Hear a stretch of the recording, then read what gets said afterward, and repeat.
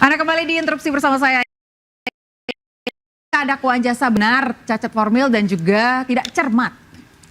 Jadi gini, mungkin saya mengomentarinya gini, saya nggak mau bicara cermat tidak cermat, karena kenyataannya majelis sudah menyatakan itu.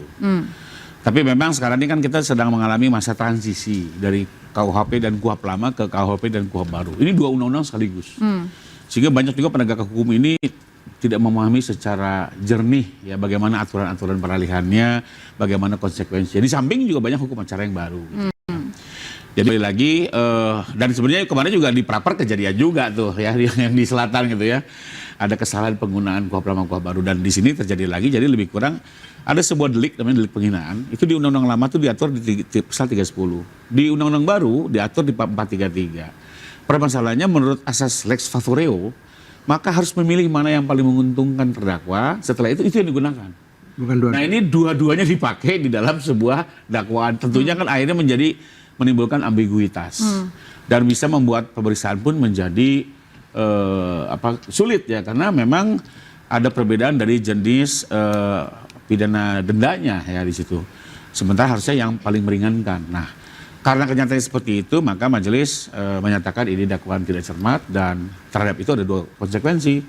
Pertama, kalau jaksa merasa keberatan bisa banding ke pengadilan tinggi, tapi kalau jaksa merasa memang ini sebuah kekeliruan, maka bisa langsung dikoreksi untuk kemudian nanti didaftarkan kembali. Jadi ini sebenarnya sesuatu yang biasa dan ini merupakan koreksi yang bagus dari teman-teman advokat ya.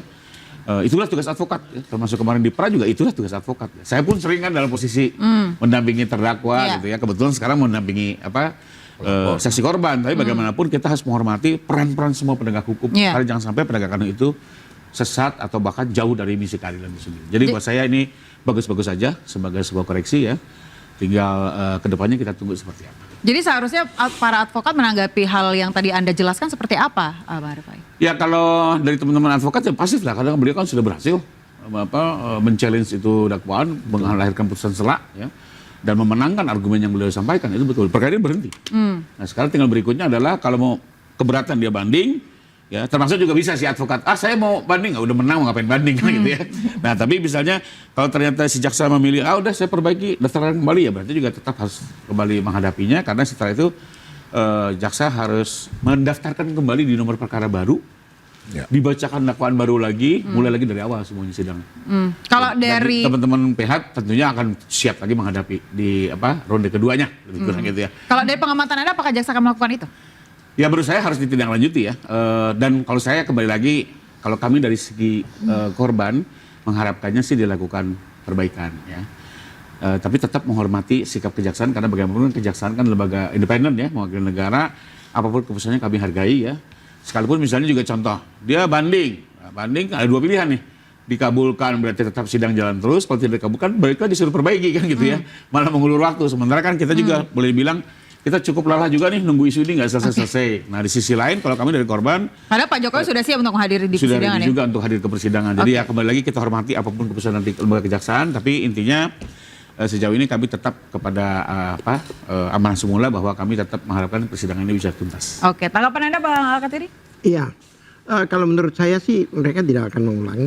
Tidak akan ya? Karena fakta-fakta sebelumnya itu kan ada beberapa dokumen yang tidak diberikan dan sebagainya. Itu kan kayaknya mereka tidak, ya artinya karena perlawanan kita itu gigih ya dikhawatirkan ini bahkan akan berakibat negatif gitu loh untuk lawan kita ya yang kita. Masalahnya seperti kemarin itu, berapa kali kita minta BAP ahli, ada 26 ahli di situ. 26 ahli di resume itu ada, tetapi di dalam BAP-nya maupun daftar yang seharusnya diberikan pada kami, karena di Undang-Undang Lama itu 143 itu jelas yang dimaksud pelimpahan itu termasuk dakwaan dan berita acara pemeriksaan. Itu jelas itu. Jadi karena yang diberikan pada hakim, yang diberikan oleh jaksa diberikan pada hakim, pada kami dan jaksa punya itu harus sama supaya fair. Jadi kalau kita nggak tahu, mereka yang tahu kan berarti kan babak belur kita. Nah itu yang kita ributkan kemarin minggu-minggu lalu. Ya, dan beberapa hal ya itulah saya nggak yakin kenapa tidak diberikan gitu loh. Bahkan banyak dugaan.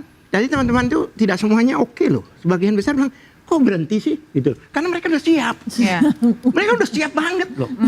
Ya siap gerak gitu, makan vitamin apa untuk ini lanjut. Jadi kami pun juga kaget gitu. Kok berhenti gitu. Kasih jeda iklan, Bang. Itu ya kan, makan ya boleh. Oh ya silakan dokter. Ya Pak Katiri ya, jadi gini, kan kita itu sudah masuk sidang keempat ini ya.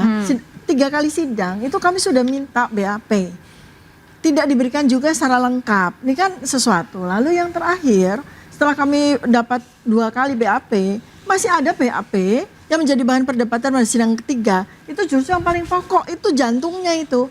Yaitu apa? BAP 26 ahli dari mereka, dan di dalamnya itu ada ahli digital forensik. Nah, itu. Dan satu lagi, barang bukti yang kita minta juga.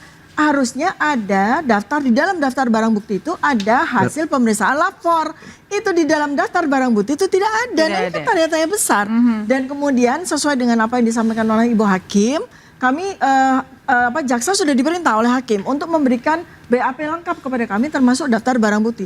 Sampai dengan hari ini sidang keempat jalan itu tidak juga diberikan kepada kami. Jadi ini buat kami, mereka sudah kalah duluan. Saya tambahkan begitu. Ya, boleh ya? Saya tambahkan ya.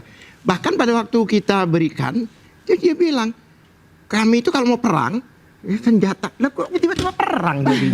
Jadi menurut Anda memang banyak sekali kejanggalan-kejanggalan sudah masuk dalam senjata kita itu harus diberikan pada lawan.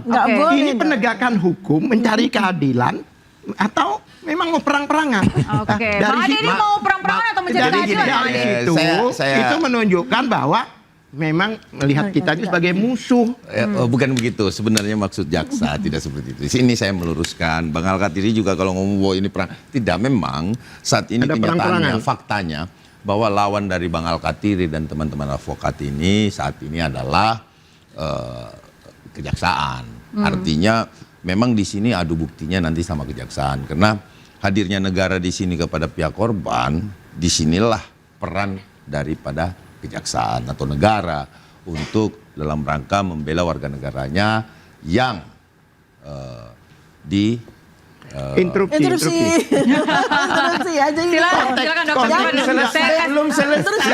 Boleh silakan. Ada hal apa yang baru saya mau lanjut. Di sinilah begitu. Ada mungkin ada hal yang Anda sampaikan di awal tadi sebelum ke poin berikutnya Bang Ade. Silakan Dokter Siva. BAP itu bukan punya jaksa loh. BAP itu milik kita semua atas nama keadilan ya. Jadi ketika BAP itu sudah perkara itu sudah dilimpahkan di dalam pasal itu tersebut termasuk kepada BAP. Jadi BAP itu milik jaksa, milik hakim dan milik terdakwa. Jadi itu milik bersama. Itu milik bersama Bang Ade. Jaksa lah, kita semua. Itu memang advokatnya nggak dipakai sama Pak Jokowi ini. BAP ahli ini, BAP ahli ini yang 26 itu tidak diberikan. Itu BAP loh.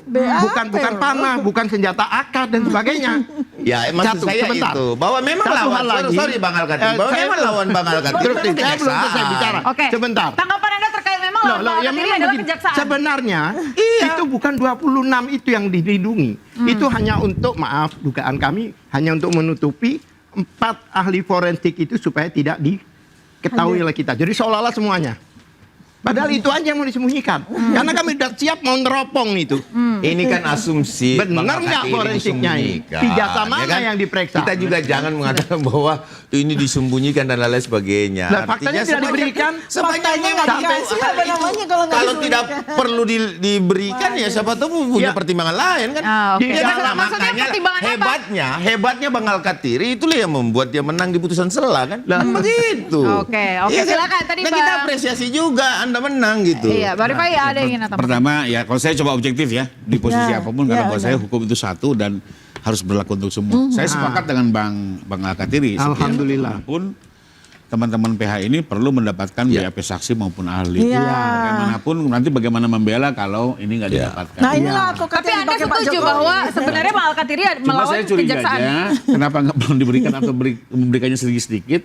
Kayaknya mereka udah tahu juga bakal putusan selanya bakal menyatakan ini dakwaan batal demi mungkin ya. Karena itu kok nggak diberikan, saya juga agak bingung gitu ya. Nah sekalipun mungkin kalau yang diminta misalnya bukti surat saya mau minta semua itu mungkin nggak bisa. Karena kalau bukti surat itu memang aturannya ditunjukkan di sidang lihat rame-rame di Ya kesian kalau itu. rame-rame. Tapi kalau soal BAP menurut saya itu hak dan harus diberikan, termasuk list saksi, list ahli. Iya. Jadi surat itu haknya. Nah, satu yang tapi menarik dari sini adalah ini kan perkara yang Bu Tifa stop demi hukum ini berhenti dulu. Stop. Ya. Batal demi hukum. Yang menarik adalah kalau kemarin Bu Tifa di depan Bang Roy di Sebentar, ada belakang. yang satu stop, yang satu batal. Iya batal demi hukum. Kita ada stop. setuju dah stop ya. Sama, Oke. sama itu. Nah, tapi yang menarik adalah kemarin kan Ambil air perkara Bu wudhu Tifa di lagi. depan, Pak Roy di belakang. Dengan begini beliau drop. Pak Roy kan tinggal nunggu praperja nih. Setelah keluar jangan-jangan nanti ke depan berbalik. Pak Roy yang sidang duluan, Bu Tifa yang di belakang. Tapi begini. Artinya ini menjadi fenomena menarik. Karena kemarin saya bilang, ini siapa yang di belakang bisa mendapat mengeksploitasi hal-hal yang kurang sempurna di persidangan. Menjadi sempurna. Dan itu biasanya strategi litigasi. Ya, antar lawyer ya. Enggak, Tapi ini sekarang perlu. kalau dibalik Spekulasi bisa terbalik itu, nih. Bang spekulasi. Alketiri yang akan bisa memperbaiki seluruh pembuktian dari perkara sebelumnya. Ya ini sekedar sharing-sharing ya, tapi apakah itu strategi mau dipakai enggak? Monggo silakan. Iya, iya, tapi begini, Spekulasi kalau itu. saya lebih jelasin lagi. Dia kan paham ada ketentuan, baik kuhab lama, kuhab baru. Yang diberikan itu bukan BAP saksi juga, tapi Oke. ahli. Oke. Kenapa kok itu demikian? Curiga kami, dugaan kami hanya mau melindungi forensik itu. Oke. Kalau diberikan pada waktu itu pada kami terus diterima, kita punya perlawanan, ini nanti bisa keliling ini dipakai orang lain nih. Itu yang dikhawatirkan menurut saya. Oke. Tapi dari Dokter Tifa sendiri kalau Anda melihat kejanggalan-kejanggalan ini sebenarnya arahnya kemana sih? Ya begini, sebenarnya saya kejanggalan itu dari sejak awal, Dari 30 sejak awal, April 2025, 449 hari yang lalu itu sudah janggal. Ya, jadi ketika Tapi Anda expect tidak bahwa persidangan ini akan disela? Gini, Akan dihentikan? pertama sudah janggal, kedua sebetulnya peristiwa ini itu nggak kuat untuk dinaikkan ke P21 Tidak itu. kuat untuk dinaikkan ke P21. Iya, makanya Detailnya, buktinya. tapi kita akan bahas usai jeda pemirsa. Tetaplah di Interupsi.